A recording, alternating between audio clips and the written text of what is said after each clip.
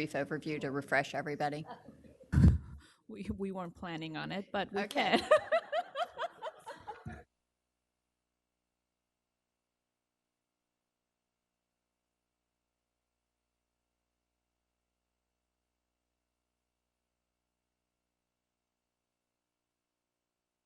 Karen, do you want to add any remarks before we get started? Well, what we could do, just kind of get us going, we could do our part that we were planning on doing, if you'd like to. Seems like people aren't kind of at the ready with their questions. So maybe we do the update on the return on investment piece and then the website. Is that okay? Yes, please. Okay, so we're going to kick off then with return on investment. We know that on Thursday night, many of the questions and comments focused on our return on investment model. And as it's stated in our strategic plan, we were tasked with developing a return on investment framework for FCPS.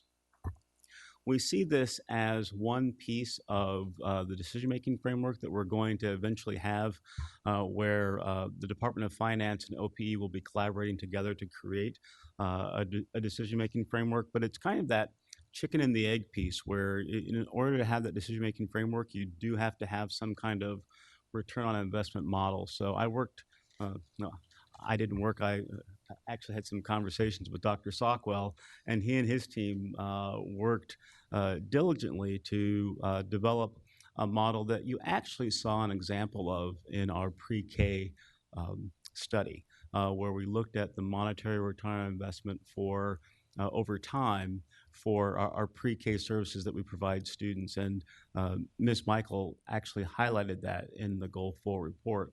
So we've asked Dr. Sockwell to come this afternoon to talk a little bit about how we got here with regard to our current framework.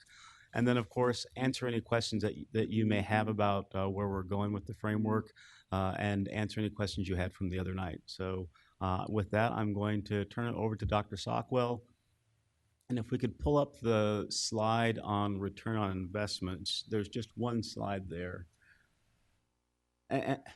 with the graphic. And I want to couch this. When you think about where we are with return on investment, we don't want you as a board to think that we have a model that's fully fleshed out that we're ready to implement.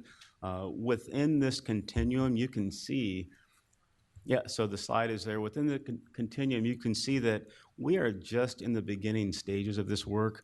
And as Dr. Garza pointed out on Thursday evening, we really are sort of breaking new ground in this area with regard to schools and education. But you see return on investment in the private sector, and it's really focused on dollars. Here, it's not solely focused on dollars, which is why we have that continuum. But again, this is an opportunity for us to break new ground and get feedback from you as to where we should go. So, Dr. Sockwell?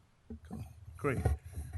So as Mr. Smith said, we are at a very beginning point in exploring this whole idea of developing a return on investment. When we looked at the research, most of the research talks about a return on investment in a business environment. And so we thought we would be smart and call around and talk to a lot of school divisions. And we were smart in doing that. We just didn't produce a lot of information in terms of people being much further along than we are. We talked to a lot of the large school divisions from Charlotte-Mecklenburg to Montgomery County, even in Texas. And basically, people are using cost per pupil to try to make a relationship between how much money they're spending and what kinds of benefits they're seeing. And so the first part of this whole process was to do a lot of homework and try to gather some data to see where other people were and how they were thinking about it. So our current status is we're still at that point of gathering information. We combed the research, we looked at the literature. Our next step is to talk to our own internal folks, our principals and our directors, to see what their thinking is and how far along they are in this whole concept of linking the benefits to cost. So that's really where we are. In terms of where we are headed, of course, then after collecting information, after getting a sense of what kinds of models we might be interested in for ROI, we will completely develop the ROI framework. And by the way, we see the framework potentially as a framework with choices that people make in terms of the level of sophistication of the questions they ask about this linkage. That those questions will have to do with their skills, the time that they have, and the information needs around the questions that they're asking. So we will develop an ROI, and as Mr. Smith said, the end game is not the ROI. That's sort of at the foundation. The end game is really a decision-making process. So if you can imagine a couple of years from now, from the school board all the way down to schools, people using a common language and a common framework for responding to the big question, how do you make decisions about where you spend your dollars? That's where we're headed with this.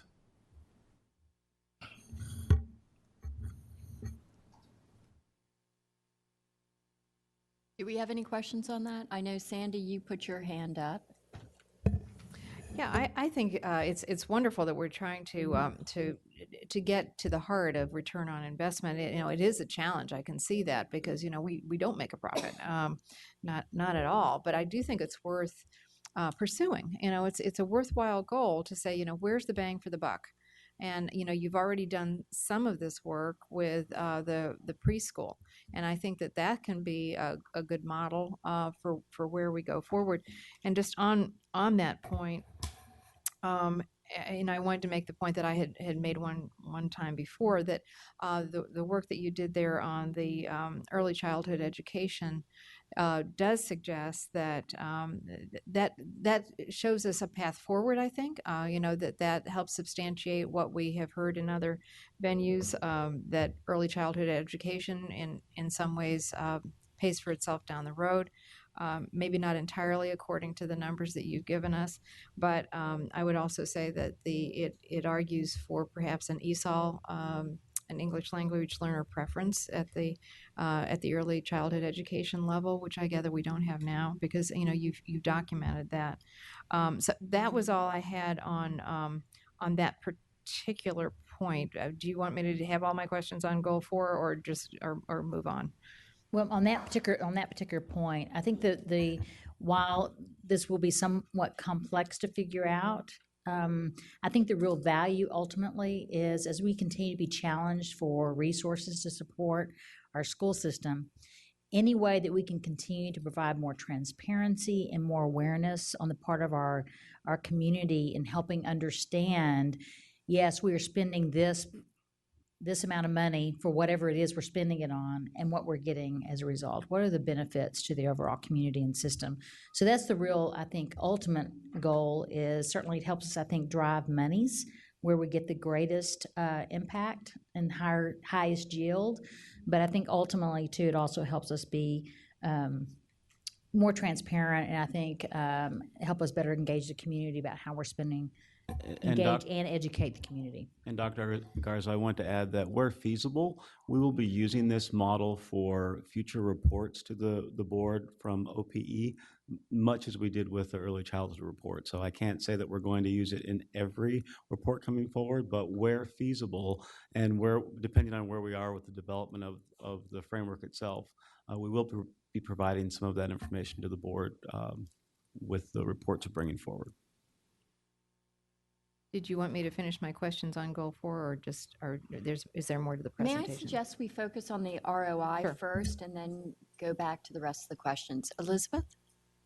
So my hope is that it's not, that we don't strictly have a discussion about cost per student, because I don't necessarily think that the cost per student is as actually reflective of what we spend per student. That's, when you average out over 187,000, you start to get very far from the actual student on whom the money is spent. And so I'm hoping that there is some evaluation as you go out and talk to the education practitioners, if you will, inclusive of administrators and guidance counselor, whomever, that it involves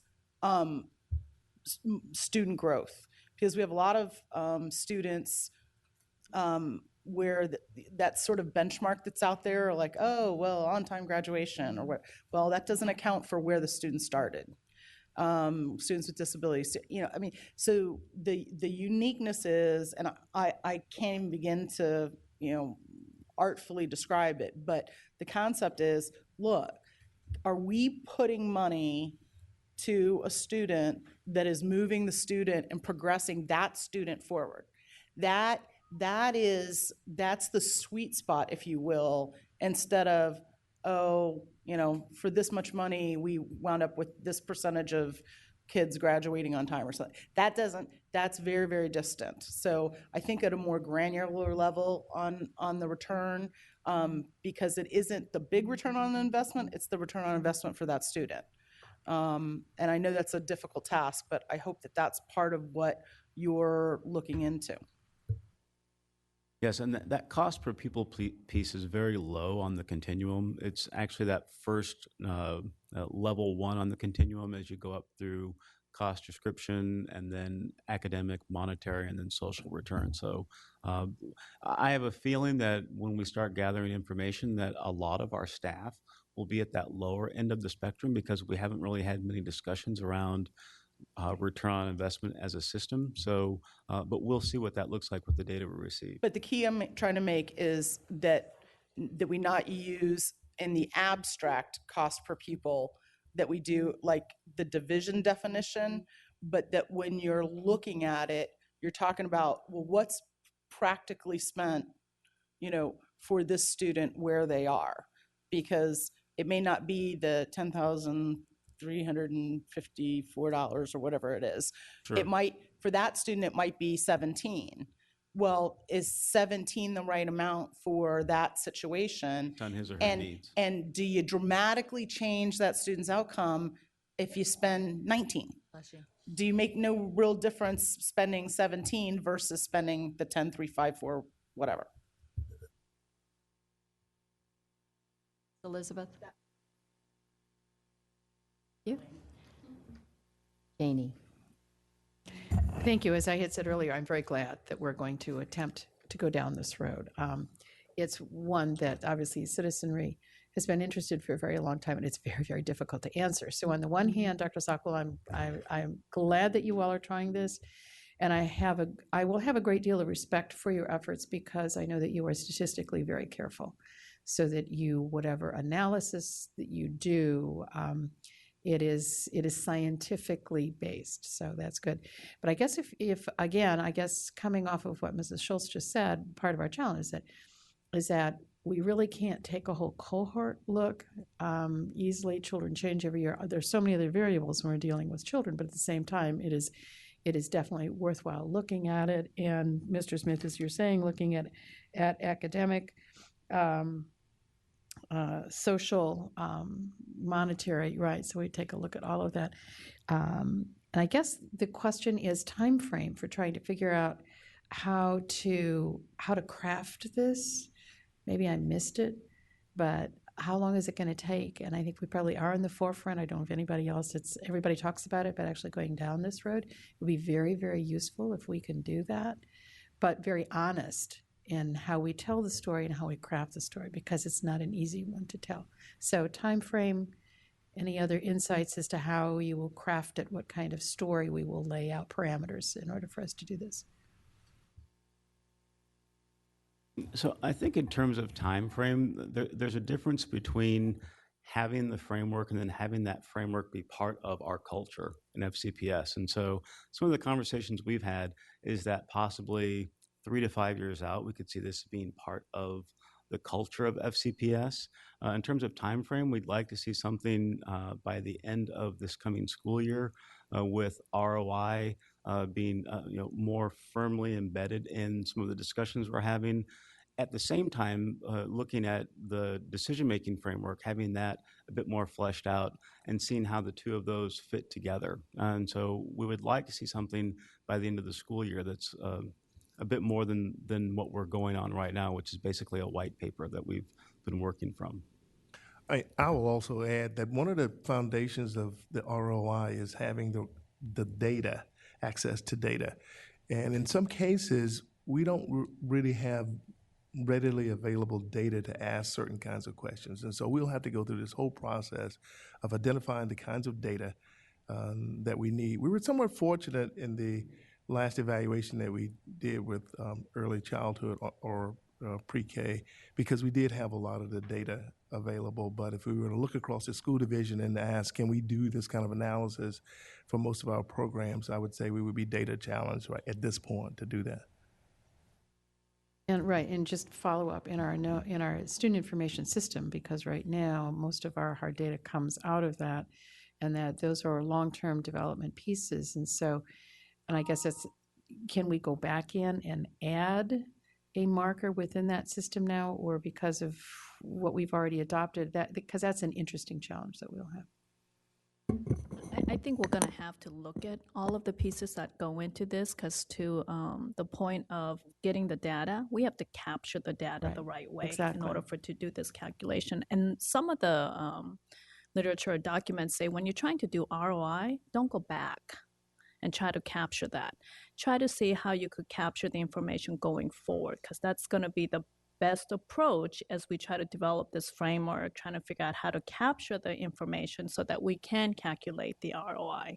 So we are, again, in the early stages of this work. So I think we're going to have to kind of vet that through internally first to see what this would look like before we do any type of changes into any of the systems. Question. Okay. Well, anyway, thank you. I'm very pleased that this effort is being laid out. I can already hear some good, thoughtful questions to ask. So it'll be very interesting. I think very worthwhile. Go ahead. Thank you. So Megan. So I apologize if I didn't hear an earlier response about sort of how this decision-making framework is being developed in comparison to maybe other school systems or other, public agencies that might try to undertake this kind of work. And I would think especially obviously the apples to apples would be looking at a school division, just because it's kind of a similar challenge of how do you capture up an ROI on a child's education and academic achievement. So are you looking at other school divisions where they've tried to examine, this type of analysis? Yes. Part of our initial work has been to look for national or existing documents. And this Center for American Progress, the CAP, actually is an organization that presents what it describes as an ROI on a lot of the major school divisions. It has a particular process of looking at cost per pupil and combining that with cost description to calculate what performance has looked like based on that, and you're coded as red, green, and yellow, I think, to give you a sense of high cost, high achievement, or some relationship. But in addition to that, because we wanted to know a little bit more than that, we contacted a variety of other school divisions, including Charlotte-Mecklenburg and Montgomery County, Dallas Public Schools, and a host of other school divisions, just to get a sense of how they were going about doing this. And as I said earlier, if they are doing anything, it's also at its early stages. The reason I ask that is because I think also one of the challenges with ROI is trying to tease out what's a correlation versus an actual causality. Right. So one can look at some of our neighboring districts where the demographics are different. And so they can spend more cost per pupil, but not necessarily have the educational outcomes. And we know that parent education level, parent income can have such an impact on student achievement. And so I can appreciate the complexity of trying to undertake something like this. I will welcome, even if you think about sending us something like the Center for American Progress, a link to maybe something that even speaks to this, because certainly very interested in kind of seeing what a model like this looks like. But, Dr. Garza and your team, I really appreciate even the efforts of wanting to take us in this direction. I think it really speaks well to our strategic plan and the system as a whole. And I think moving forward with regard to timeline and some other things that have been mentioned here, we are looking at at least maybe 3 or 4 major program evaluations that we will be doing, that we'll be bringing to the board. You remember this year was the first year we had done that. So we're working on that right now. And what we'll do is we'll try to the extent we can, tie in kind of some work around a return on investment in those program evaluations. So until we get it perfected. So maybe this next year we'll just continue to work on that through those program evaluations. So before we go to questions on the rest of the report, I would like to say a few things on the ROI. This is really exciting because it puts us at the forefront of best practices. And I would just urge that we take the time to refine this over time, and that we don't expect to get it right the first time, because what we're dealing with is really changing or bending the curve on how we measure return on investment, to look at more of a continuum that addresses things like opportunity cost, and at the high end with the social return on investment, that's really an economic impact statement as a result of the work of investments in individual students. And so I would second Elizabeth's suggestion of looking at the growth model of individual students, but also on a broader scale, looking at the opportunity cost of not doing stuff, because that's where our board work will really be informed if we can go far enough down this path to be able to make decisions that say, if we cut this funding, this is what the impact is. Or if we grow this funding, this is what the impact is. And so, bravo, I am really excited about what you guys are doing here. And just as an aside, to talk about how far advanced we are, we reached out to several large school districts, and we won't name the school district, but when they heard that we were going down this road, we asked, are you engaged in ROI? And they said, well, no, but now that you are, we'll be doing some research on this topic. So we are in the forefront with this. So if people have questions about the rest of the report, I see Sandy, you put your hand up immediately, followed by Elizabeth. Yes, thank you. So just a few things, and some of them are pretty basic. You talked about a new suite of surveys for students, parents, and community members, and you have an RFP going out. Could you tell us a little bit more about that? Is this a community engagement survey that and when is that going to start? Okay. Answer it. Dr. Ramey is right over there, and he's kind of our expert on this. But when we, this year, selected K-12 Insight to do our overall employee engagement survey, we knew that we wanted that to be a comprehensive look at how do we use tools like that to measure the engagement, overall satisfaction of parents, community members. So we wanted to look at a full, when we picked them, we just tried them this year, but now we know we need to do a full RFP. Because we want to be able to have a suite of options available to us. You'll remember in the strategic plan, we talk about ongoing efforts to measure employee satisfaction, employee engagement, parents and community. And so that's part of looking at that overall and having a suite of options available to us. Would we expect Students to put too. that out in the fall, in the winter? Do you have a What's your timeline on for that, when we Dr. would? Ramey? On the RFP? Well, not on the RFP. The RFP, it says it's late summer, but I mean to actually do the surveys themselves. Do you have a timeline at this point? We're still in the process of finalizing who the vendor will be for that, and so that we're not to that point yet of when we'll do that. We'll look at that once we get back, the needs in all the different areas, and so it could be different timelines based on the population that we're surveying, but we will start to hopefully publish those during this next school year. Okay. Another thing that we'll have to look at is how much some of these will cost. If the costs are relatively nominal, we may want to do some of the surveys every year. For an example, the employee engagement survey we did just this year, normally we would only do that every other year.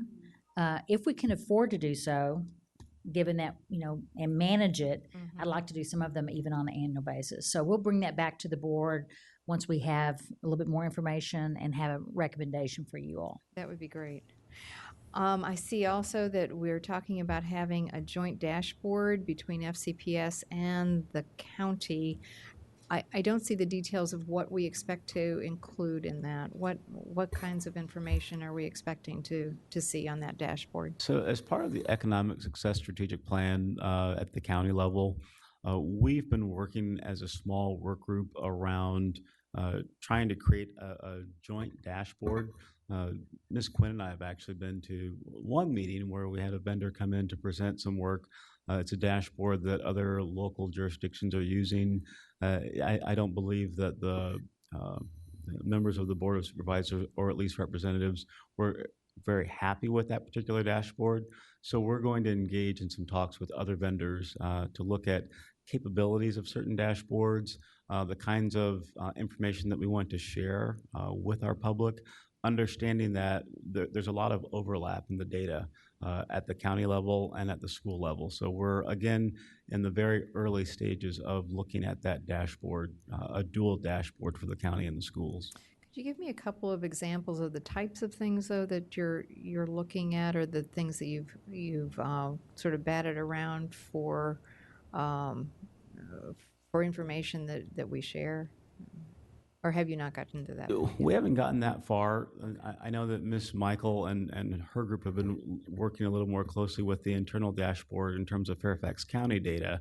But on the county side, looking at crime statistics, and you would be able to drill down by neighborhood to see the types of crimes that have occurred in a particular neighborhood on the county side. And then at the same time, you might be able to look at student data within that same viewpoint, not necessarily related to crime. I wouldn't want to make that connection, but if you're within that particular neighborhood in the dashboard, you could cross-reference a lot of information about that particular neighborhood or area of the county rather than having to go back and forth from a county dashboard to a school's dashboard. Okay, very interesting. Well, I'll look forward to hearing that. And then lastly, almost lastly, what I had raised the other night with the trying to get more bonding authority that you mentioned here, and I would love for us to have a concerted way for us to advocate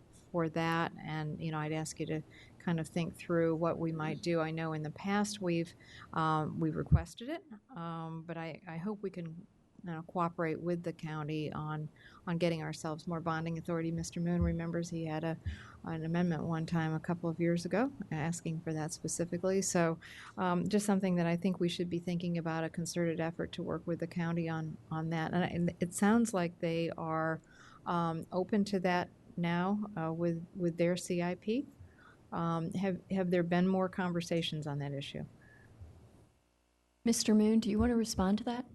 Yeah, I was going to wait until FPAC presents its report because their presentation includes on the bonding capacity. Yes. That analysis. But thank you for bringing that up. Did you want to say something? Well, I just know that I've had a couple of supervisors mention to me that I think there's going to be some interest in maybe even putting the joint. Thank you. We called it something. Infrastructure Finance Committee. Yes. Putting some form of that back together again to reevaluate our needs. I've had at least 2 supervisors mention it to me, so I think there's some interest on their side. Well, that would be excellent news. And then lastly, just a comment, because you also mentioned things, the budget task force, and I did just want to say that I really think that the way the budget was dealt with in this last year with the budget task force and the user voice, that really serves as a model for us for public engagement. So thank you for doing something so thoroughly on that. Ms. Schultz. It's funny, Ms. Evans and I seem to have touched on some of the same things. So my question though, just to circle back on something, really what I hope we're advocating for is not something that would necessarily imperil our AAA bond rating, but the distribution of bond monies that exist. When you look at the millions of square feet that we have, I think we're up to 27.5 million square feet, which is, and Mr. Plattenberg's not here, but I think it's roughly a 60-40 split in terms of we have 60% of the real estate and infrastructure, and they have 40%, but they have 60% of the money or better. And so it's actually an allocation of the money and the looking at, so I would hope, it's hard to envision what this dashboard would look like, but I would almost wonder if you all, when you're talking with your peers in the small working group, if there couldn't be an assessment of resources to population centers, to usage, and this kind of a little bit gets into like the whole availability of wraparound services, to my famous love for heat maps and where the people are and what they need. And when you're talking about resource stewardship, are you providing the services where they need them? And now are we potentially being more efficient, and are we duplicating each other, or are we able to come together in the total offerings of services to the public? So that would be the one side that I would ask for. And then on a dashboard, what I hope you don't do is go down the path of information for the public for information's sake that's collected. I always worry about privacy. So it's one thing to have aggregate information, but I'm hoping they're not going to I don't know. It just worries me when we talk about the government collecting the.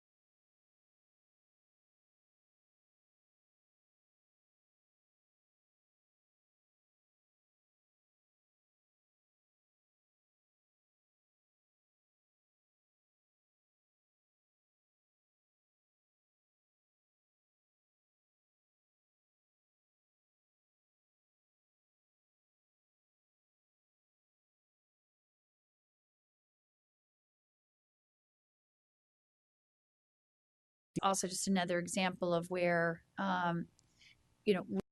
we have an opportunity that it's a no cost to us at all, but enables us to continue to promote healthy, safe learning environments for students and employees. And I know Mr. Plattenberg said he'd be happy to touch base with me further on it, but it's exciting that, again, our proximity to Washington and being part of this national campaign that the EPA is trying to help raise awareness among school districts, and being the 10th largest in the country, I think that's just sort of a win-win for our students, our employees, and also helping further something at a national level. Again, no cost. I also wanted to point out, just in case so board members know, there's a way for you to go online now and actually see the business partners by school. Can you touch on that, Matt or Marty?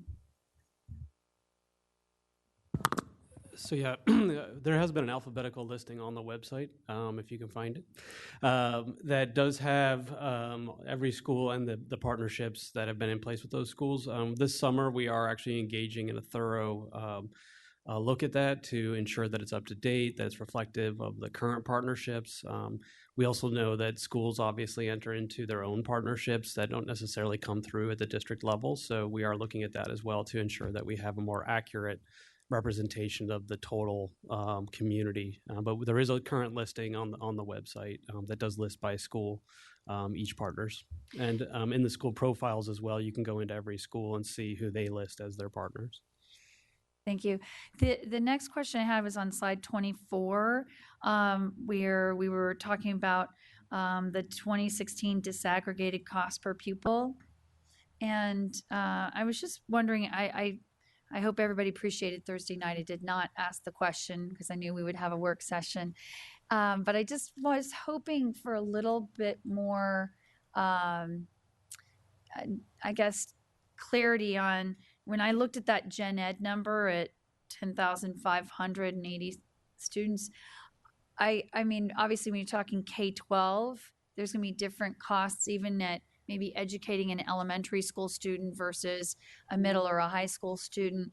I mean, certainly we see that even with private schools, that, you know, the costs can tend to typically go up as you go higher and higher. And so I just wondered if, you know, that's kind of what we're seeing there. Because I thought that for the general population, I was a little surprised. That number looked a little high for me when I was thinking of a K-5 or a K-6 instruction. But is that why we see that as a little higher? Because you're rolling in all K-12 and squishing it together? So that is an average of all K-12. In the actual report on page 30, we do provide the chart out of our FY16 budget book that does show the breakdown of the cost per pupil for elementary, middle, and high. But in that chart, remember the cost of English for speakers of other languages and free and reduced price impact in terms of needs-based staffing is included in all of the numbers on that chart. Yeah, I appreciate that. Looking at this slide here, you can see how the costs do go up with needs-based staffing in ESOL and special ed. Correct. And just overall, as a point of reference, when you look at that average cost per pupil, elementary for FY16 was the lowest at $11,244, then middle with $11,419, and high school showing us our highest cost per pupil at $12,131. Now that doesn't. Gen ed population. That's general ed with ESOL and needs-based staffing combined. Oh, so there's. So we did not disaggregate it. On this slide, we included elementary, middle, and high all together in every one of those numbers. So even when we said the cost for ESOL, for example, or needs-based staffing, that too is the average across elementary, middle, and high on this slide. But the budget answer you were describing earlier, that one would show you gen ed, no other additional services?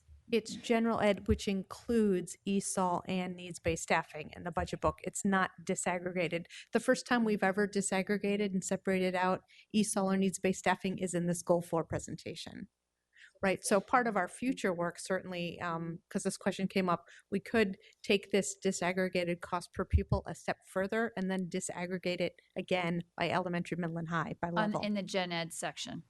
Yeah, I mean, I think that would be illustrative, because I think for some families where they'll say, you know, all right, you know, help me understand, if there's no additional services, then what are we looking at here? And then finally, it was on slide 26.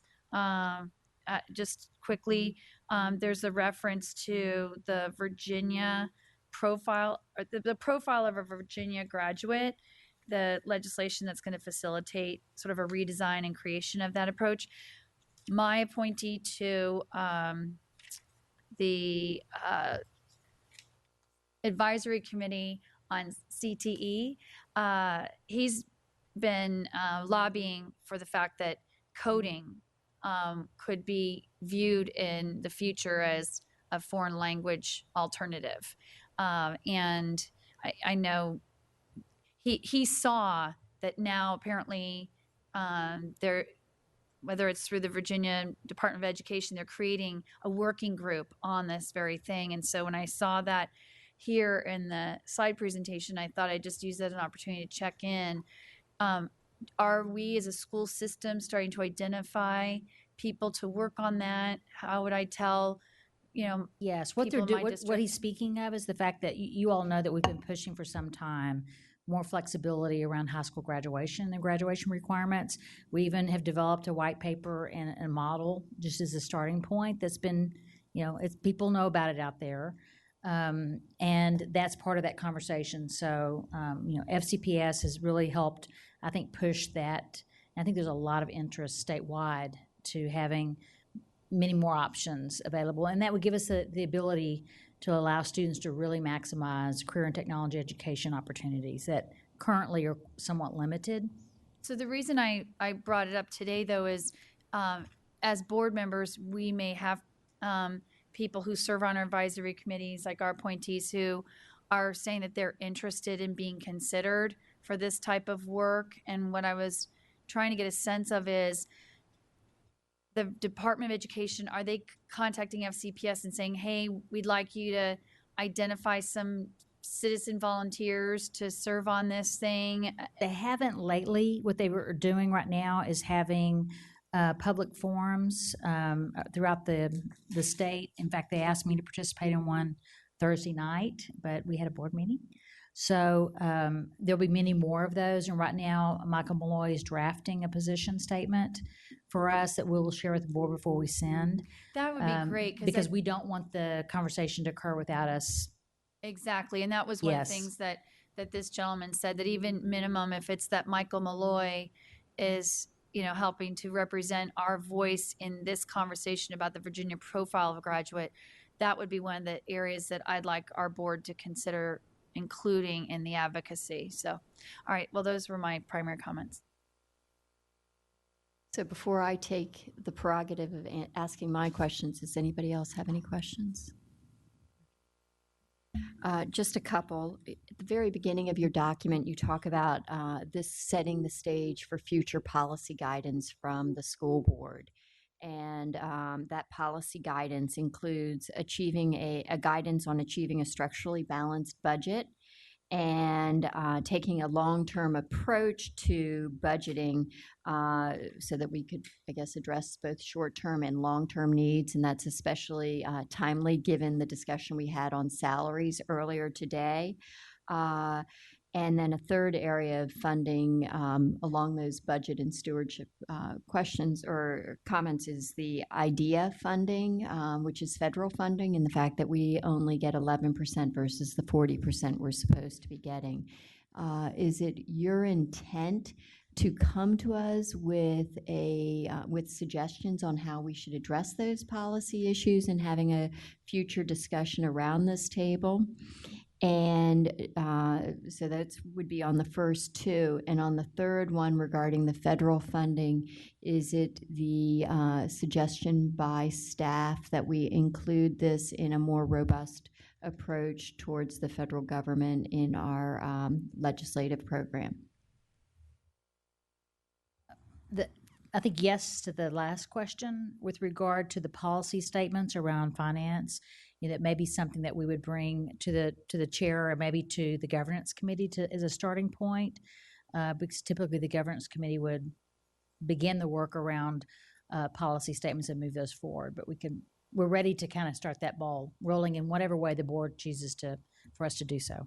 I think one of the things that we found is looking through this is we have a lot of fiscal practices that we follow, right? But because they're not policies and the board hasn't adopted them, they don't have the same level of visibility, right? And it would really help improve our transparency if they were policies formally adopted by the board. So that led us towards this recommendation. We asked the governance committee to address, to start working with staff to formulate a policy on how to handle the structural. Well, it would be 3 or 4 or 5 major finance issues. Mm-hmm. Year-end balance was our standard for year-end balance. Carryover, structural imbalance. There's a number of them that we have some recommendations on. So we could start with whatever the prerogative of the board. We can bring back ideas to the whole board or start with the governance committee. So that's something we should talk about around this table as to how we want to do that. But I would recommend going to the governance committee with it. And the scope of what you're asking is for what exactly? For the governance committee to come back to the full board with recommendations on a policy to address year-end balance, the structural, what I always call a structural deficit, and how to address it long-term, and a policy on what a short and long-term budgeting process would look like. Just overall kind of some finance standards, positions. I'm wondering, because we have an audit plan that's looking at year-end balance. Yeah, one's really about establishing what the standard and expectation is, Okay. and just it's what we do anyway, as was stated, but we would have it in writing. It's similar to what the county has in their statements of And sound financial principles, financial principle. management principles. So it's formally adopting a set of principles and policy documents that would get incorporated into our decision-making framework. So that's something that I think we should get a agreement on if we're going to do that today. Do you want to do that now, Mrs. Corbett Sanders, or do you want to wait until next steps to look at that? I would suggest that we put that on a next steps, and we don't have Mr. Plattenberg here, so we really don't want to focus on his aspects of this presentation, I would expect. So do we want to move on to the web and logo? And then at the end, follow all the next steps. We can talk further about it at that sounds point. good. Thank you. Yeah, so I just want to kind of set the stage for this next piece of the discussion. We were lamenting a little bit earlier with a few of you. We've just really struggled with getting a lot of major items scheduled for work sessions, and no one knows that better than Sandy and Pat Hines. Also, you know it because I think we've used every Thursday night hold for a long time, and we've added meetings. So I think you all recognize how challenging it is to just get things scheduled. Compensation is another one. I don't know how many times we've had to cancel that and move it forward. So we've just tacked on, because of the interest and understandable interest of the board in knowing kind of where we are on the website and the logo development. We kind of tacked that on to the end of the resource stewardship presentation, because I do think there was some interest in seeing that in context of how are we utilizing our resources, and how are we and why are we doing this. So Matt's going to kind of give you a step-by-step kind of why we are where we are, and where we are today, and then you're going to show them where we are with kind of the website and logo redesign. Now, this is the place where I have to caution the board because it always gets a little dangerous when we start to design stuff by committee. So I just, I hope we're kind of thoughtful about if we have to start all over again, the challenges that we might have with that. The other thing I'd also point out is our website redesign. It's interesting, the timing of it, because I think Arlington now has launched their new website. Prince William has also launched their new website, all to make them more mobile friendly. And I think you'll see with what we've designed thus far, it's very much in keeping with what you'll see on Prince William's website, as also with Arlington. So, Matt, I'm going to turn it over to you and kind of let you walk through here. If we could just pull up the PowerPoint.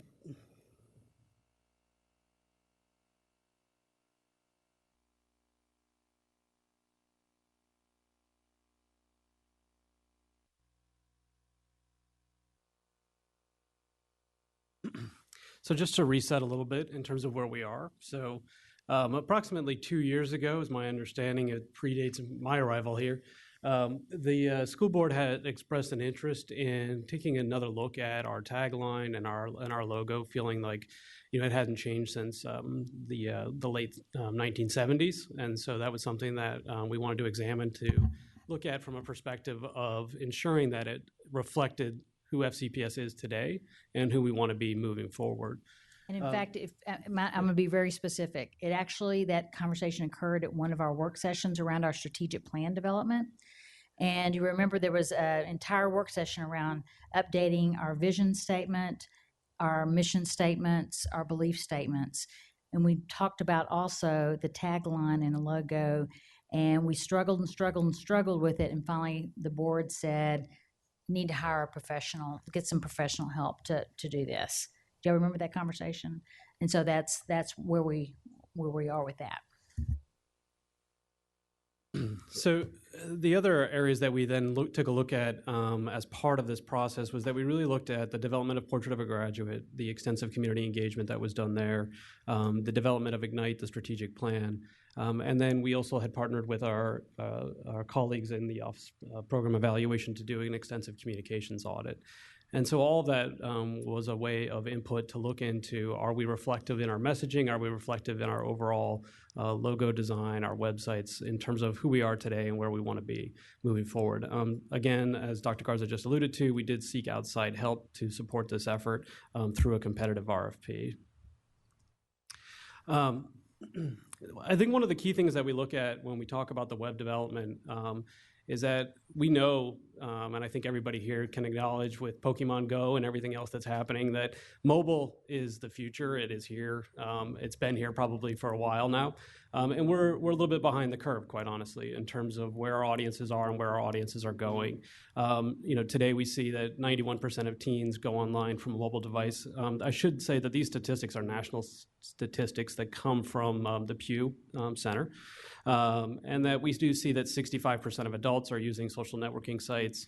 We do know for our own website that today over 51% of our visitors are coming from mobile browsers, and that is continuing to grow. That's a high growth area. Our current most viewed page on our website is File Not Found, which is not a good thing. And then, of course, we also do look at our under-engaged communities, and that we do know that from the Pew Center, at least nationally, we can look at that a substantial number of our under-engaged communities, their phone is their only access to the internet, and becoming more so even among younger adults. The Pew has found that 15% of Americans ages 18 to 29 now use their smartphone for online access.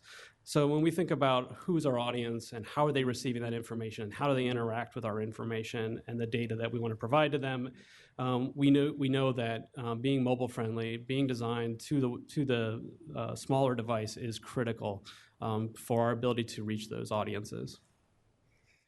So we looked at our current website and our current platforms, and we looked at where do we need to be in the future. And so we knew that we needed to get to a modern content management system. Today, we don't have any content management system at all, which has really been a best practice in industry for probably over a decade. So we're a little bit behind the curve there, but we are going to catch up rapidly. We wanted to look at something that would be cloud-based in order to give us scalability and allow us to ensure that we are meeting industry standards for security. We wanted to utilize an open source platform. What that means is that we wanted to utilize a system where we didn't need to be paying ongoing licensing fees and be beholden to any particular corporation. We, of course, as we just talked about, we needed it to be mobile responsive. We also wanted to be built on a platform that was proven, scalable, accessible in terms of accessibility for people who maybe have low eyesight, and we needed to ensure that we were accessible from that standpoint. And then we also needed a site that enables us to be more multilingual. Excuse me. And so as we thought about all of those requirements, one of the other key things is that today our current web systems really require a substantial amount of staff time.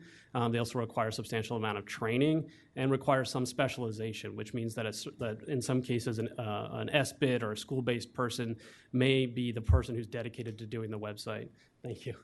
And so what we wanted to move towards was a system that didn't require that anymore, so that a school might be able to have, say, a teacher update a web page and have an assistant principal, for example, approve that web page, and then it goes live.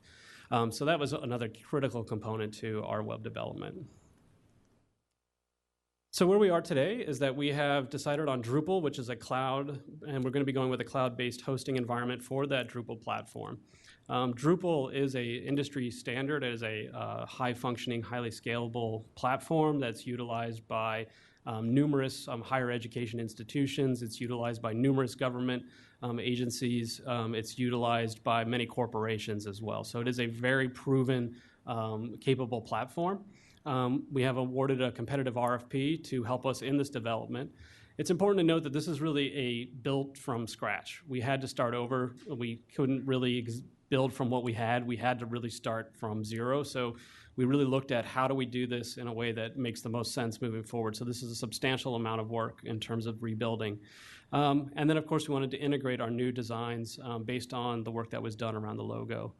So where we are today is that we are close to completing the central site implementation over the next month. We'll be working very hard on that. And then we are working towards having all the schools in the entire system will be moving to Drupal within 2 to 3 years. We do have 15 pilot schools that are already underway that we're starting to work with the goal to have those live late fall, probably in the November timeframe. So what I'd like to do now is switch it over to just to show you a quick demonstration of the new website and where we are. I think everybody here has probably, at least at some point in your life, have clicked on the current FCPS site, so you all are somewhat familiar with that. You can see, just a quick reminder again, it's not mobile friendly. You can see as I shrink the browser, the website disappears, which doesn't work so well on your phone. And you can just kind of get a sense for kind of the density of the information, and kind of we have a lot of navigation all over the place on the website. So just to show you where we are in terms of the new site, I think before I unveil it, I just want to make sure that everybody understands that it's under construction. So you're going to see a lot of things where we have just placeholder information. It's not real text. You'll see kind of some funny and goofy stories in here. These are just made up. So just understand that what you're seeing is kind of like touring a construction site where we have the framework up. So put on your hard hats, and we're going to go for a little tour. Here is the new website, and just to show you that this is mobile responsive. So depending on what size browser you're on, it automatically scales to your browser. The menu automatically adjusts, as does the top menu. Just to kind of walk you through some of the elements here, we do have the ability to what's called content manage a number of these items. So basically what that means is we can go in and change this photo. We would change that photo depending on what it is that we want to highlight. So for example, if we were talking about the summer reading program here, this is a real photo. This is a FCPS photo of some kids at the summer reading program. We then have these items here, which allows us to adjust these depending on what we want to highlight as kind of just quick items that we would showcase, that we, again, can content adjust depending on what it is that we want to focus on. The next section we have is news and feature highlights. Again, pay no attention to the text. But just as an example, these would be sort of feature stories. These would be areas of opportunity that we haven't had in the past where we can do more storytelling, where we can provide better context around some of the initiatives that we're doing. So, for example, if we wanted to showcase the work that we're doing currently on the FCPS On initiative, we would be able to actually have a more longer feature story where we could integrate video, web, photos, and then link that back to some of the other information on the website. We would have calendar functionality that will be built into it that will be pulling up various things from across the school system to showcase various activities that are happening. We know from our OPE audit that this calendars was the #1 thing that the community cared about. So we'll be continuing to work on that. And what you see here is at the bottom of each one of these sections, you would be able to click on that. This is not working functionality right now, but just as a demonstration, you'd be able to click that, and then you'd be able to go to a much longer list of all the events, and the same thing with the news and some of these other sections. We have kind of these, what we'd call sort of an ad, so we can highlight some sort of a program that we wanted to highlight. We have these quick, fun facts. Again, pay no attention to the images here, but just to give you an idea, these just give us the ability to do kind of a quick vanity cards around things that we want to highlight within FCPS. And then we have the school board meeting, a school board section, which allows you to have school board news, which is a new functionality we didn't have before. So the news would be something that the school board staff can actually update and have a running tally of actual school board news. So things around the board meetings, the board meeting action summaries, and the like. Then moving down, what you see is that this would be a footer that would be on every page on the website. So you'd have the ability to sign up to subscribe to a variety of news and information newsletters. We'll have the quick links here on your phone. When this collapses, it actually becomes a quick scroll bar. So on the iPhone, you can easily find these things. And then at the bottom here, these again are areas that would be consistent in every page on the website, but we can update these depending on what we want to focus on. So it gives us another opportunity to showcase sort of quick links is what you might call this in the old school web design, but this gives us the ability to have that on every page. And then just to give you one more page example, a couple things also just to point out on the homepage. One is that you'll notice that the menu bar follows you. So as you go down, the menu is always there. The menu does collapse depending on the size of your phone. So it'll be there no matter what where you are on the page. This is not the actual menu right now. This is what it would look like. It's a slider bar. It pops out. And then you'll be able to go in and change your language. This is not all the languages. This is just a quick snapshot just to give you an example. One of the key things is that the new website, we are partnering within this with a company called Lingotech, which is a market leader in translation services. And so they'll actually be built into the website. So today, you use machine translation using Google search engine will greatly increase the search functionality in Google for folks speaking languages other than English. They'll actually be able to find our content, and as well as all the menu items and all the bars will be built into those languages. They'll actually convert automatically when the person changes their language. The search functionality will be on every page, and it will work. One of the key things with the search is it's important to note is that we know, for example, that most people come to a website via Google, and then if they can't find what they want, they search. Most people don't tend to go through the menus. So we know that's critically important. And so we've been working really hard to update all the content that's moving into this new website is really being written almost from scratch. We are actually taking all the content that's on the existing website, we're cleaning it up, we're making sure it actually is clear and written in English, and so we're working through a substantial number of pages. I think we've edited over 500 pages so far. So that work is ongoing right now. Just to show you one more page real quick. So this is an example. One of the other key functionalities is that we'll have the ability to push alerts across every single page on the central site and on every single school's page. So we will push from a single button. We'll be actually able to have the alert go out to every single school on every single page. So this is just an example of what it would look like when that alert pops up. And then the great thing about it too is that you won't be able to miss it because it'll be on every page, but once you've read it and you've acknowledged it, you can just close it and it goes away. And if, for example, if we went from a 2-hour delay to a close, we could easily hit an update and then it would come back up even if you had closed it previously. And then just as an example, this is what a landing page looks like. So it's a student registration page, which we don't really have today even. So this would be sort of an aggregate page that would pull together all different types of registration and drive them back out to those various pages. And then again, that footer carries through. So that's just 2 pages just to give you an example of some of the work that we're doing. Again, we're very much in the development phase right now, and we're beginning some user testing in the next couple of weeks. We have, throughout this project, engaged teachers, students, parents, and variety members of the community in the actual development of it. And then once the final is complete, we will go back and actually retest all that with the community as well. So that's just a quick update on where we are.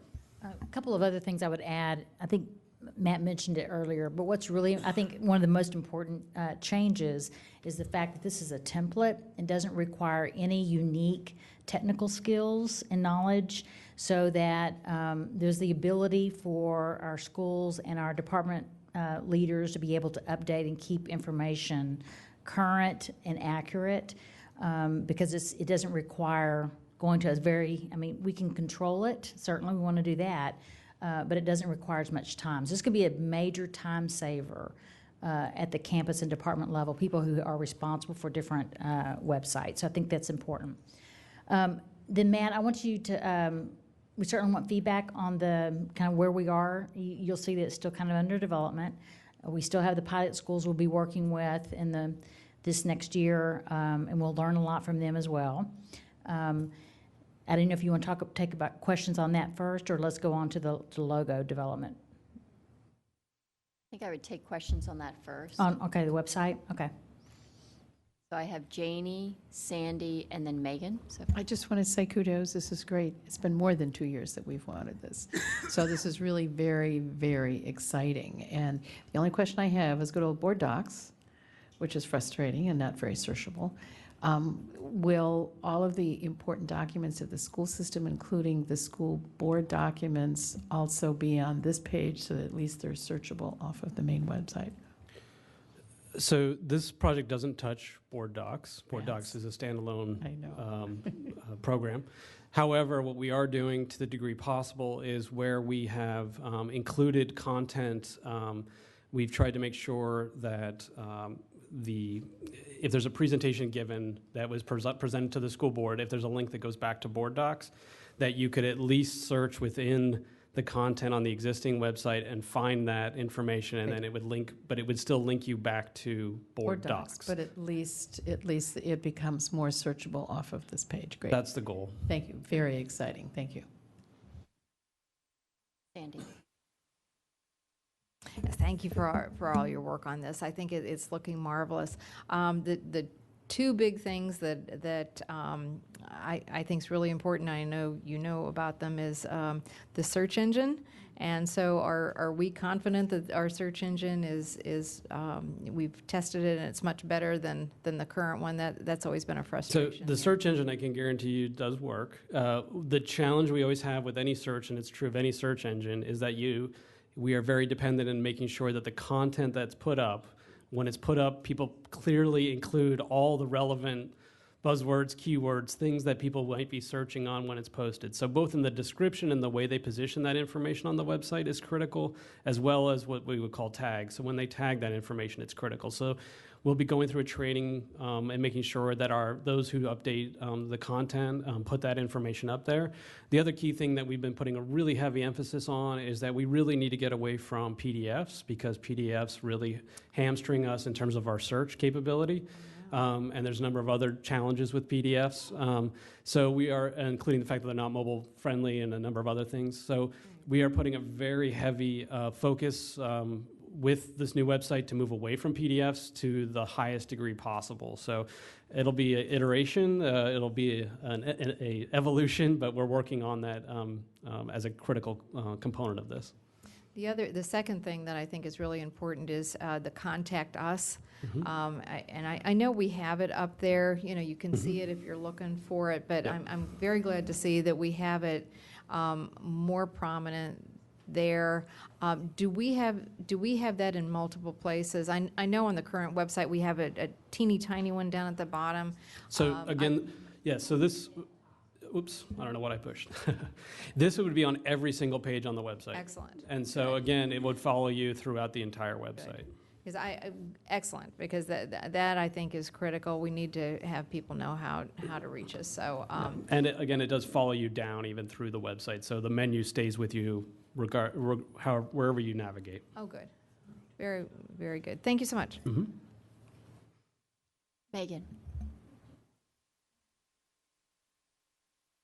Just briefly touching upon or reinforcing the question that my colleague, Ms. Evans, was stating on the search engine. I know in our individual meetings with you and Dr. Garza, I was very excited to hear that this was a big piece of redesigning it.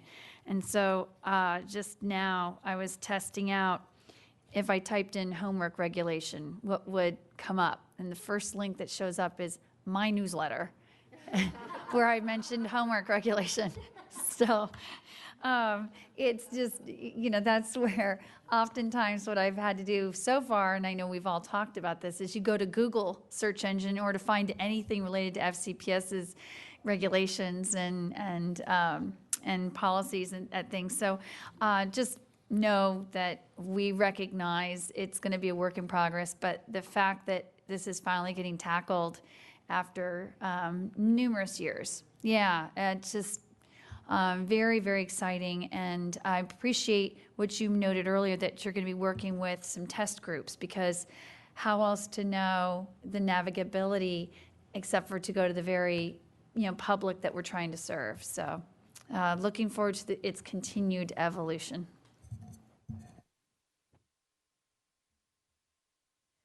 Thank you. Reiterating my colleagues' desire to have the search engine, I assure that you know that that's something that a lot of us have been frustrated with, and not just us as a board, but the community as a whole. So we're excited about that.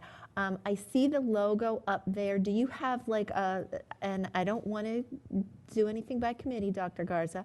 I just want to see where you think we are right now. Oh, I'm sorry. I was going to talk about that a little bit, Oh, but we I received direction to wait a minute on it. We're going to do Okay. website All right. first and then logo. All right.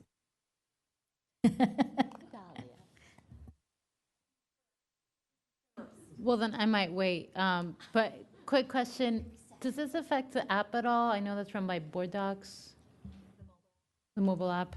Yes.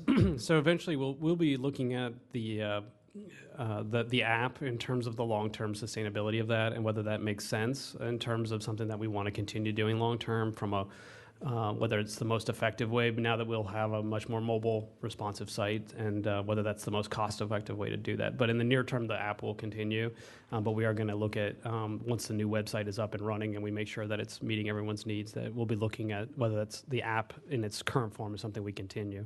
So for now, it will continue unchanged. Yes, and so we'll be looking at some of the links and things will need to be refreshed, but yes, currently that's the way it'll continue. We have to pay annually for that service.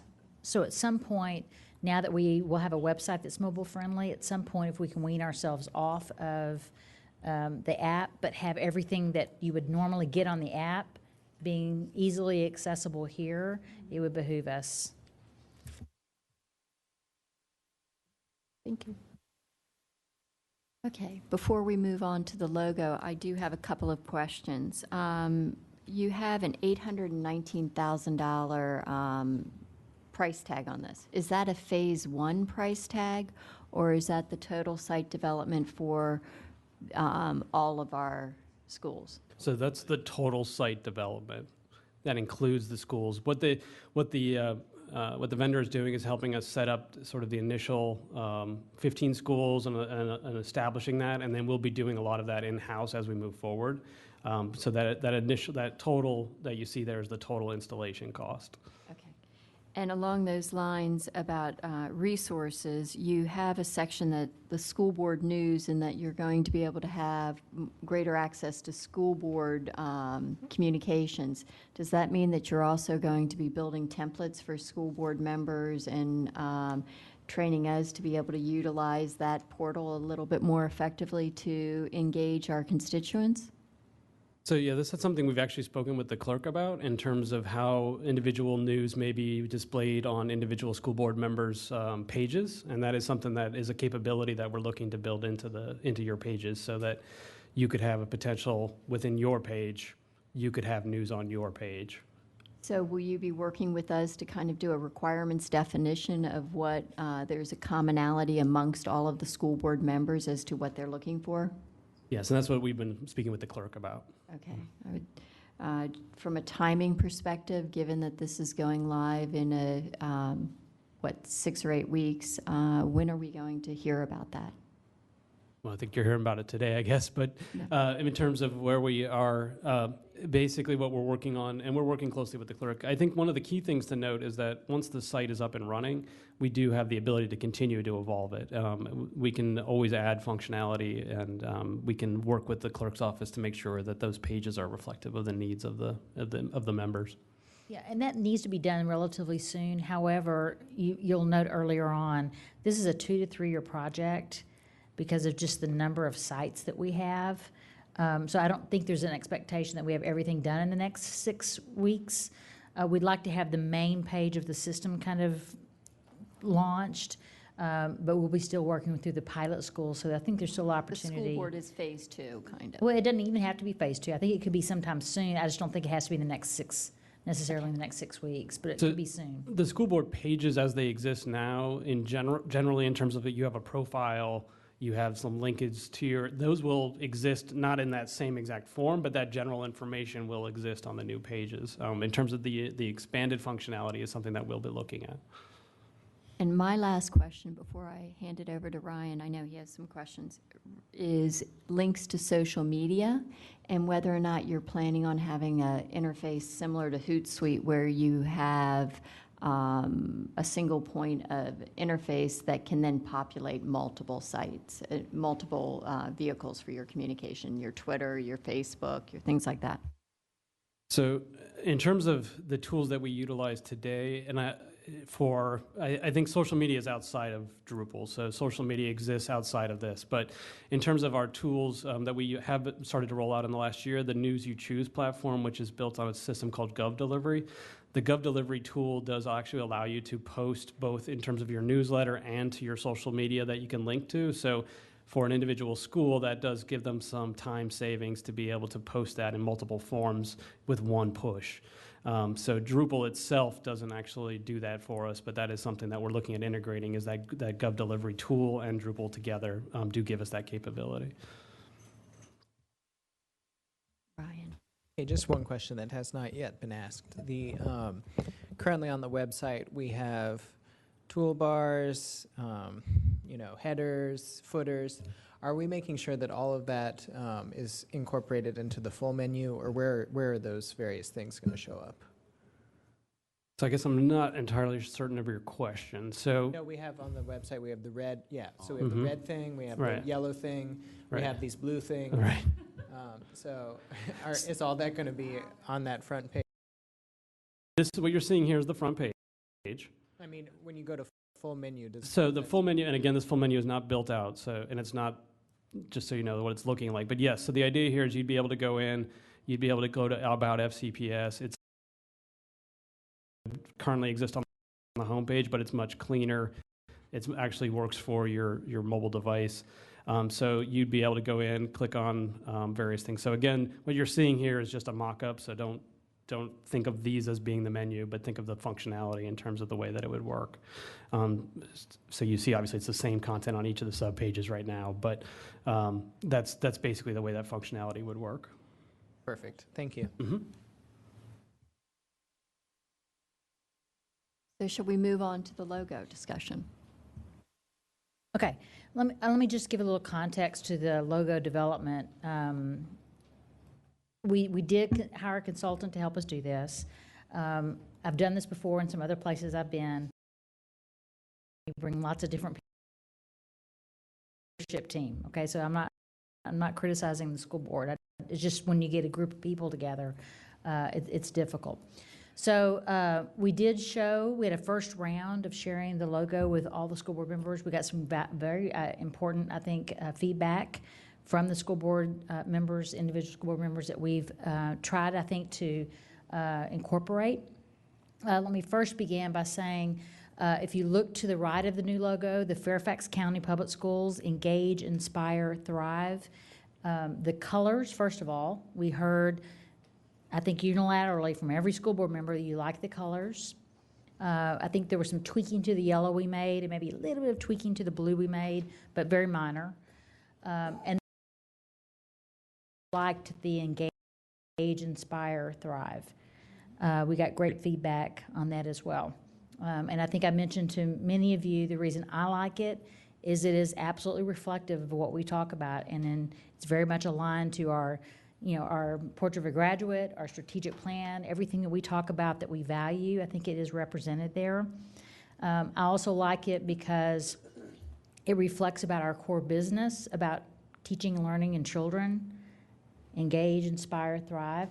But I think it also equally applies to our employees, because we want the same thing for our employees: engage, inspire, and thrive, and also for our community. So I think it really touches and really is relevant to all our varied audiences. So that's what we heard from all of you. If that's different, we probably need to hear differently, but I think largely you all were very, very good about that. We did hear back on the original version of the logo that it was too maybe, what's the word? Abstract. Abstract, thank you. Too abstract. too abstract, and then people had walked away with different interpretations and meanings from it because of how abstract it was. And I think it made sense. I even did my own test case. I showed it to Lewis, and I said, what do you think? So we took it back, and our own team did some work on it, and I really like what they did with it, and I hope you all do too. The book of knowledge, and it is changed, and it's made to be a more literal book. Then the flame of knowledge coming out is now more in keeping with what the flame of knowledge really looks like on our website. If you go look at flame of knowledge, many of you like the stars because it does connote excellence. It does, I think, look really good with a lot of the things that we've done thus far, like the swirls. We've done a lot of stuff. It looks really good with that. So we're interested in your feedback. We're hoping that we've gotten it to a point where you all feel good about it. So we did we changed the flame because some of you have a book to make it more maybe minor tweaks to the coloring. So with that, I'll open it up to any kind of feedback that you might have about it.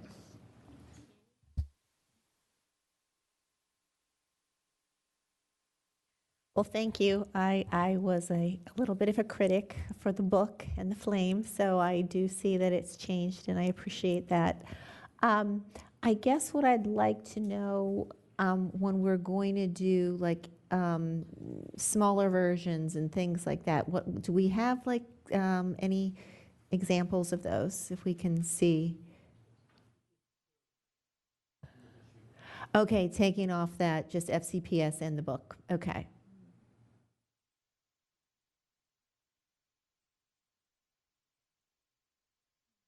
FCPS. Okay. All right. I have no further questions. Thanks. I like it. I think that sort of the input that many of us gave, I can see the adjustments. Because what we really want to do is obviously have an impression of the three words, and I think it does it. So.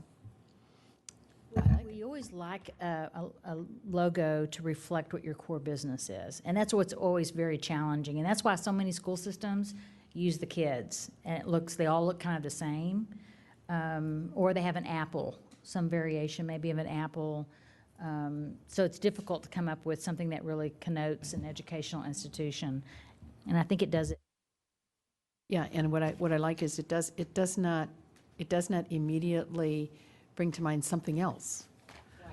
So that you're not associating this with something else, either positive, negative, or what. So I like it. Ryan, please. So we don't need a whole walkthrough of the various logos that were considered, but do you have accessible the initial one that was then changed to this one? Do we have an image of that? I don't have it with me, I'm sorry. Okay, I would like to see that just so I can recall what it looks like. Thanks. Alia?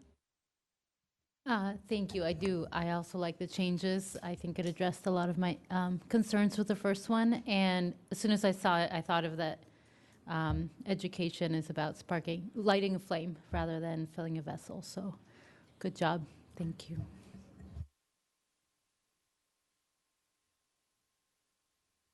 As a person who's used to that old book, probably will take me some time to get used to this. But I like the color of the stars.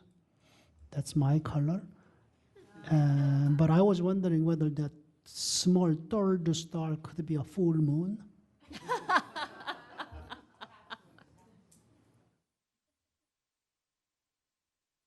Sandy.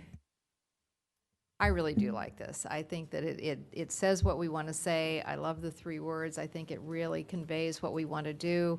I think the changes were excellent changes. I was one of those that wasn't seeing, what we were trying to convey originally, but the message I think is excellent.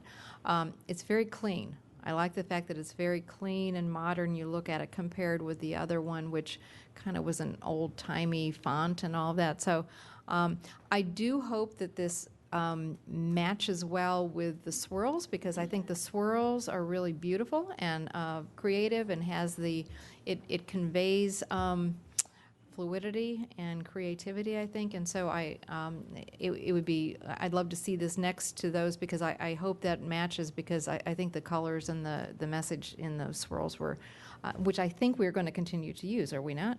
Yeah, so the same design team internally that developed the swirls actually did help work on this, and so they definitely have taken that into consideration in terms of the color palette and the integration and ensuring that that kind of that design aesthetic is carried through as part of that. I think this color was changed to be more in keeping with the other. So anyway, thank you. Thank you for listening to the feedback and for showing us today. Megan. So I do see some subtle changes that I think are very helpful to the logo design. Since we weren't with each other when we talked about it, I can only guess from what Ms. Koufax said that maybe she and I had sort of similar thinking on some of it. One of the things that I did share is sometimes it helps to have context. So seeing something sort of at the end versus when you think about a consultant comes in and says, all right, for $50,000, here's what I'm going to produce for you. I think I probably would have helped my brain a little bit to say, you could go this way with the logo, you could go this way with the logo, and just something that gave it more of a, because there's so many different ways you could go with this. And so I might have more excitement, enthusiasm if I kind of saw like, oh yeah, that compared to all the others. But in any case, in the grand scheme of what we have to focus on, I do appreciate that Dr. Garza did bring us in time to get board input, because we are going to own this in the end. I mean, the public is going to, just ask and have comments, and it would be real hard to say, I don't know, didn't see it, and saw it when all of you did. And I guess the only other thing with it that I really appreciated and wanted to make sure it's just kind of proactively stated is that FCPS isn't suddenly going to spend significant amount of money suddenly changing this logo and everything in its existing documents, that it's sort of, as Dr. Garza mentioned, through attrition, as we produce new stationery or anything that, as we're moving forward, then the new logo gets incorporated. And I think that might be helpful for anyone who starts to think, oh my gosh, so how much is that going to cost to implement the new logo itself? Yes, this will be a very gradual process. There's a couple of exceptions to that. We have money set aside in the, I always want to say. Willow Oaks. I always want to say lately Wilton Woods for some reason. The Willow Oaks building, a lot of the signage has been put on hold because we didn't see any reason to spend money on signage. That would be the old. So we're kind of holding on a couple of things like that. I think HR's put aside a little money to update their front. So where we could, we put on some things on hold. With regard to everything else, largely it's going to be electronic changes. And then stationery and business cards, as they are depleted, we'll replace them. But it'll be a very slow and gradual kind of process. Elizabeth. So I'm glad somebody brought up, and I forget who just did, the swirls. And so I like this better than what I liked before. I do recall, and maybe I'm wrong, but I thought I recalled that the Fairfax County Public Schools was all the same color, and then the words underneath were different colors, so that it was like sort of a unified, because I think we even talked about how it was like the air and then the ground underneath, and it was grounded in, I mean, You dropped it. because I'm trying to figure out why Fairfax County is one color and then public schools and the other words are a different color. To me, what's where the continuity is we're Fairfax County Public Schools. We're not Fairfax County Public Schools, Engage, Inspire, Thrive. So It's actually been like this on every version. It's been this way on every version. Okay. Now, that doesn't mean that the public schools couldn't be blue. I mean, if what that's jumps, something. maybe in context as opposed to when we were meeting, you know, in our little groups, jumping off the website at me, that looks like Fairfax County. Like, there's a disconnect having the different color between Fairfax County and public schools. And there's, I'm not going to say who, but there are people nodding with me in the audience. So, I mean, I love the sans serif. I do think it's very clean. I still am not a huge fan of I don't think it necessarily looks like a flame, and I'm worried that it's not as forward as the swirls. Those were, I mean, I know that sounds dumb, but those had a little bit more of an innovation look to them, a little bit more of a technology look to them. So that's my feedback. And then I'm hoping that these icons are just placeholder icons. You're not actually going to use those, right? Like the pencil and the notebooks, because if that's the case, that's the big thing I have a problem with here. That to me looks elementary school, and we are not an elementary school. I mean, that's very, I think, young looking.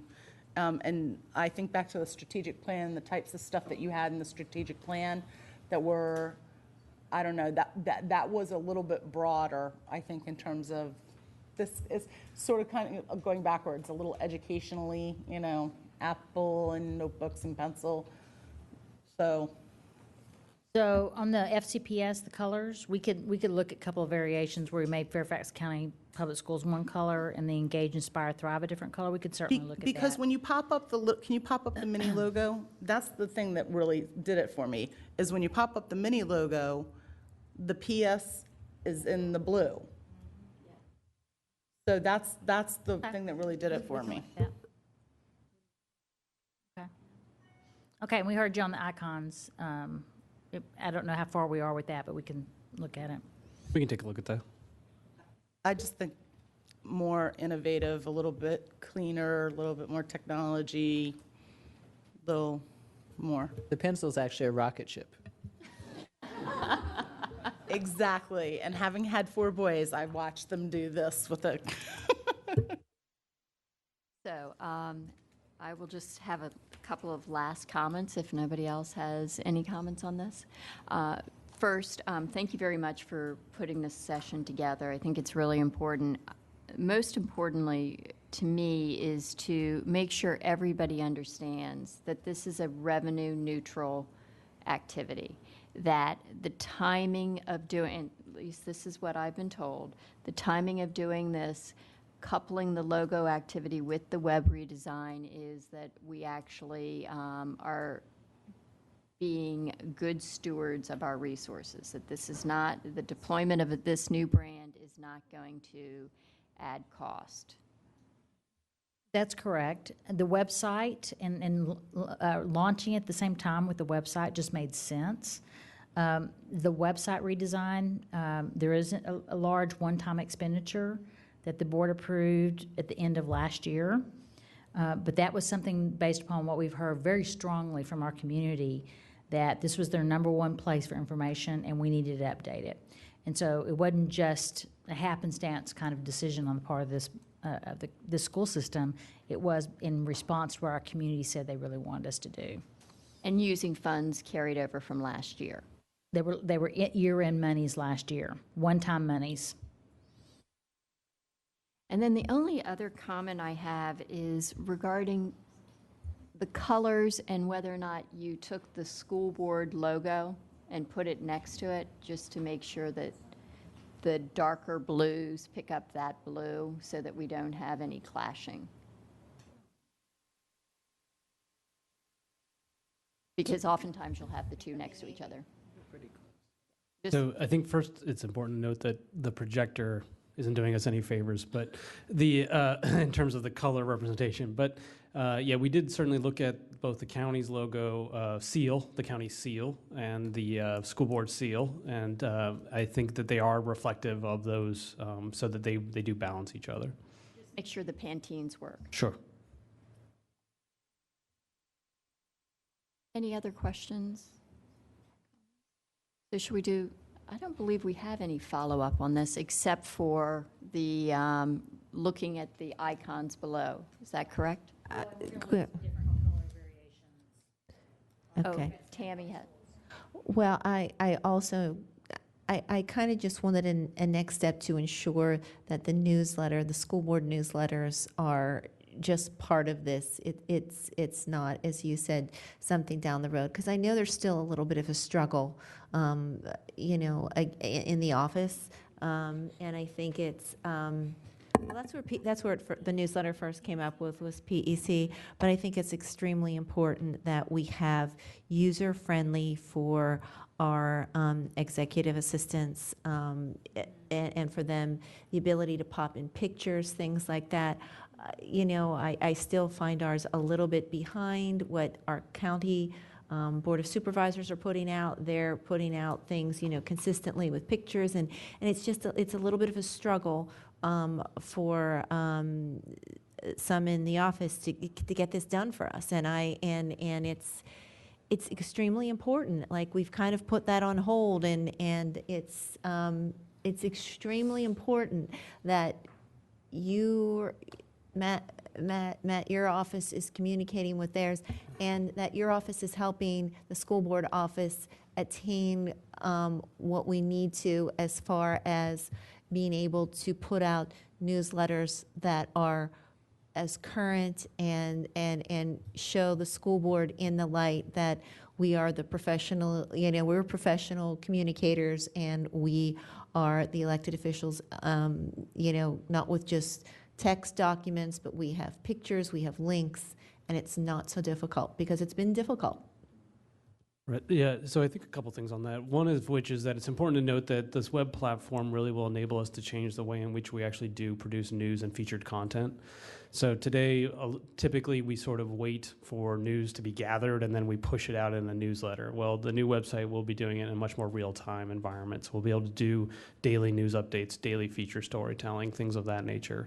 And then related to that, so that would give you more content to draw upon for your newsletter, for example. One of the other areas that we have been working closely with the clerk's office on has been with regard to the new platform, which is the GovDelivery platform, which we use for newsletters now.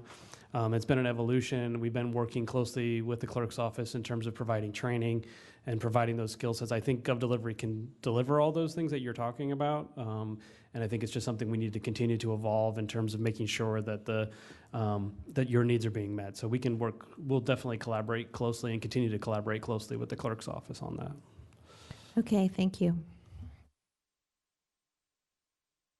We wrap up the resource stewardship presentation.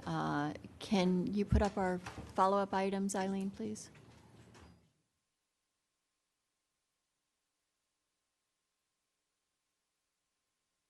Thank you all for the feedback. We appreciate this opportunity to talk about this. Now, our next thing is for all of us to have shirts that match at NSBA.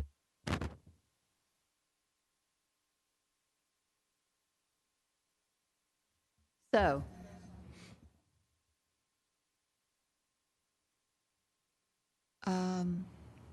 this is Elizabeth's. Yeah.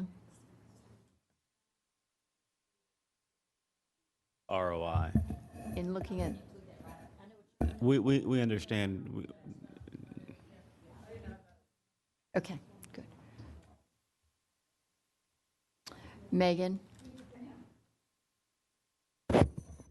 On the disaggregated cost per pupil, I think we need to add the words by level at the end. Yes.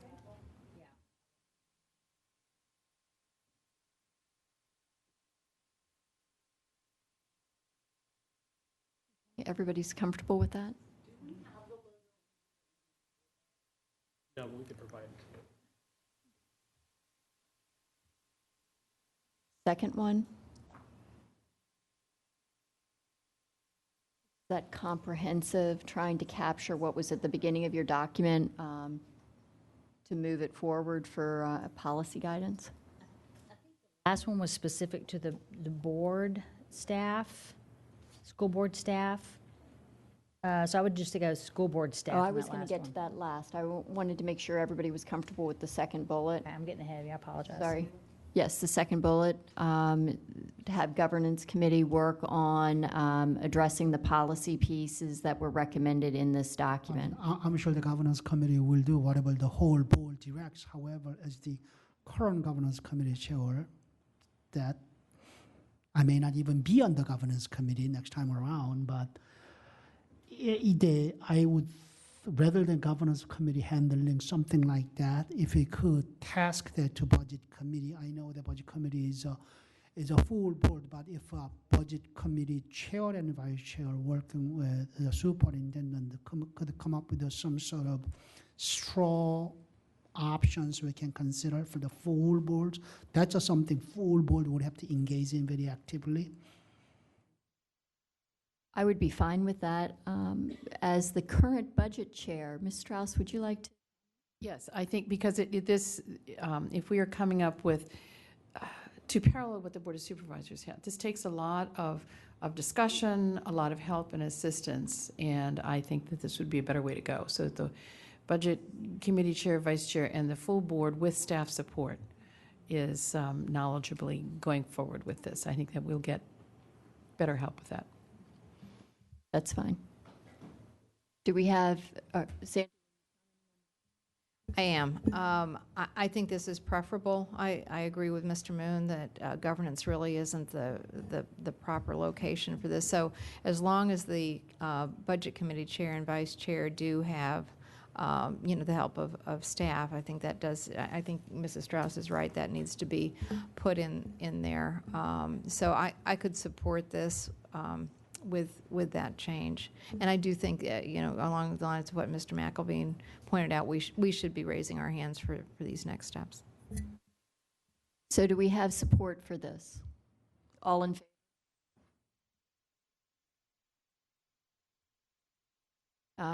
Let's see. If But I also can go.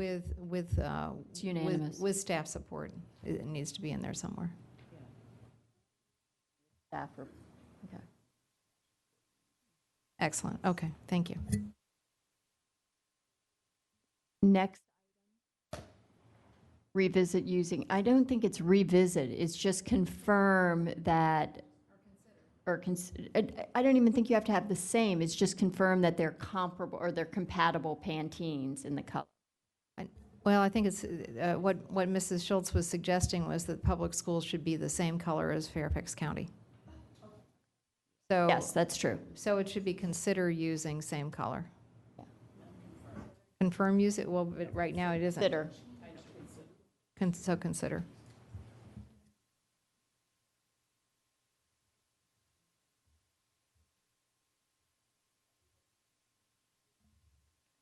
So all in favor of considering using the same color? Considering, yeah. Leave it to them. Okay. Yes. Revisit the icons.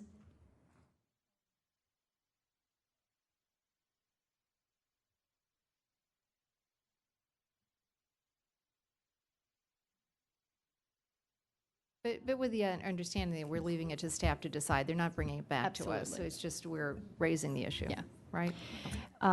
User-friendly format for staff creating newsletter. I would actually suggest that that be expanded to the requirements for school board communications that user, take into account. Because the problem is that it's more than just your newsletter. Since there's going to be a link to the school board and supposed to be increased supports from that. So I would just, more of a requirements definition of what the school board members are looking for to improve communications in the interface.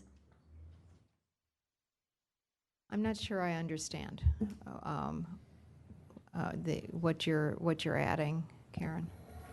It's beyond just a newsletter. It's the functionality of the individual web pages on each school board the web member. pages, the school board member Yeah. web pages. So you want to add Newsletter and other interfaces to the school board. That would work. school board web pages, right? Yeah. Okay, sure. That works. Ryan has the next step that isn't there. So I just requested some sort of evolution of it, even if it's just the previous logo to this one. I just want to see how that evolved.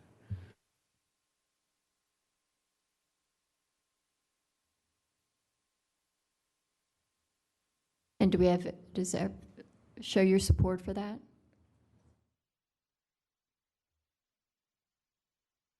Okay.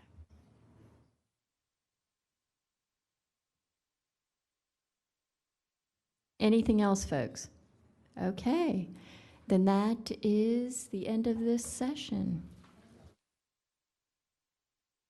And I think we need 5 minutes, correct?